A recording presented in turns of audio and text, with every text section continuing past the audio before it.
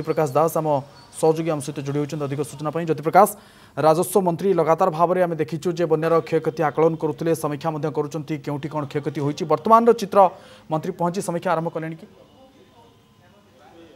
विवर्तन देखंतु बात्या टली जाइछि किंतु वर्षार प्रकोप आपन देखिबे दक्षिण ओडिशा रे लागि रहिछि दुईटी जगार गंजाम विशेषकर गजपति रे वर्षार तीव्रता अधिक रहुछि पाखापाखि 150 कोटी 100 मिलीमीटर वर्षा रेकर्ड करा जाइछि एवं गजपति रे आपन देखिबे गोसाणी रे सबुठु अधिक वर्षा आइछि तेणु वर्षा जनित क्षयक्षतिर चित्र वर्तमान धीरे धीरे आसूची एवं एसआरसी कार्यालय आउ किछि समय भितर सुरेश पुजारी पहुँचे राजस्व मंत्री एथिरे प्रभावित जो 8टी जिलार जिलापाल मध्य उपस्थित रहिबे आलोचना हबो एसआरसी उपस्थित रहिबे एवं कुहा सरिछि जिलापाल को गतकाली राति निर्देश दिया सरिछि जोटी जहाँ क्षयक्षति होइछि तार आकलन करंतु आकलन करी प्राइमरी रिपोर्ट 48 घंटा भितर राज्य सरकार को बा एसआरसी को प्रदान करबा पई कुआ जाइछि तापर 48 घंटा पर प्राइमरी रिपोर्ट आसीगला तापर आपन देखिए पुणी थे सर्वे करा कौटी चाष जमी प्रभावित होउछि कौटी कौन क्षयक्षति होइछि केते घर भांगी तार क्षतिपूरण मिलिबो से संक्रांत रे व्यवस्था मध्य करा जिवो किंतु देखंतु गजपति जगह जो जिले में गोसाणी हो एवं पारलाखेमुंडी हो मोहना हो यही जगार लैंडस्लाइड होइछि गतकाली आपन देखिबे पहाड़रू अतड़ा खसिकी रास्ता उपरे केमती पड़ीथिला यातायात ठप होइथिला घर उपरे पड़ीछि स्कूल उपरे पड़ीछि तार वर्तमान हिसाब चली एवं ग्राउंड रे आपन देखिबे अधिकारी वर्तमान मुतयन अछंती दुई तीनटी जगह को छाड़ीदेले अनेक जगार मध्य विद्युत संयोग बाधा प्राप्त होइनी किंतु 4-5टी जहाँ रिपोर्ट आसीछि गजपतिर 4-5टी जिलार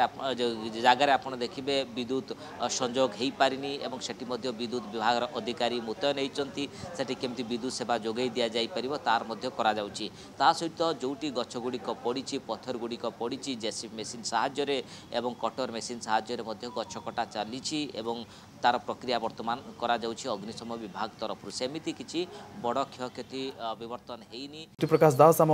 सहयोगी आम सहित जोड़ी होती अधिक सूचना ज्योतिप्रकाश राजस्व मंत्री लगातार भाव में आम देखीचु जे बन्यार क्षयक्षति आकलन करुले समीक्षा केउठी कौन क्षयक्षति होती वर्तमान चित्र मंत्री पहुंची समीक्षा आरंभ कले कि विवर्तन देखंतु बात्या टली जाइछि किंतु वर्षार प्रकोप आपन देखिबे दक्षिण ओडिशा रे लागि रहिछि दुईटी जगार गंजाम विशेषकर गजपति रे वर्षार तीव्रता अधिक रहुछि पाखापाखि 150 कोटी 100 मिलीमीटर वर्षा रेकर्ड करा जाइछि एवं गजपति रे आपन देखिबे गोसाणी रे सबुठु अधिक वर्षा आइछि तेणु वर्षा जनित क्षयक्षतिर चित्र वर्तमान धीरे धीरे आसूची एवं एसआरसी कार्यालय आउ किछि समय भितर सुरेश पुजारी पहुँचे राजस्व मंत्री एथिरे प्रभावित जो 8टी जिलार जिलापाल मध्य उपस्थित रहिबे आलोचना हबो एसआरसी उपस्थित रहिबे एवं कुहा सरिछि जिलापाल को गतकाली राति निर्देश दिया सरिछि जोटी जहाँ क्षयक्षति होइछि तार आकलन करंतु आकलन करी प्राइमरी रिपोर्ट 48 घंटा भितर राज्य सरकार को बा एसआरसी को प्रदान करबा पई कुआ जाइछि तापर 48 घंटा पर प्राइमरी रिपोर्ट आसीगला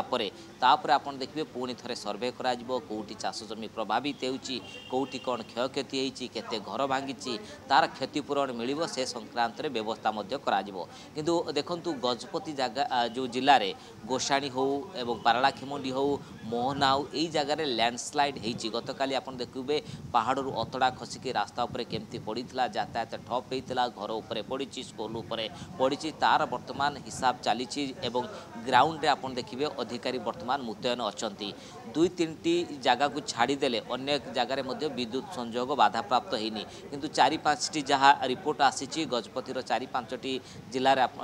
जगार आपन देखिबे विद्युत संयोग हेई पारिनी एवं सेठी मध्य विद्युत विभाग अधिकारी मुतयन होइचंती सेठी केमती विद्युत सेवा जोगै दिया जाई परिबो तार मध्य करा जाउछि ता सहित जोटी गछ गुड़िक पड़ीछि पत्थर गुड़िक पड़ीछि जेसीबी मेसिन साहाय्य रे एवं कटर मेसिन साहाय्य रे गछ कटा चली एवं तार प्रक्रिया वर्तमान करा जाउछि अग्निशम विभाग तरफ सेमिति किछि बड़ क्षयक्षति विवर्तन हेइनी।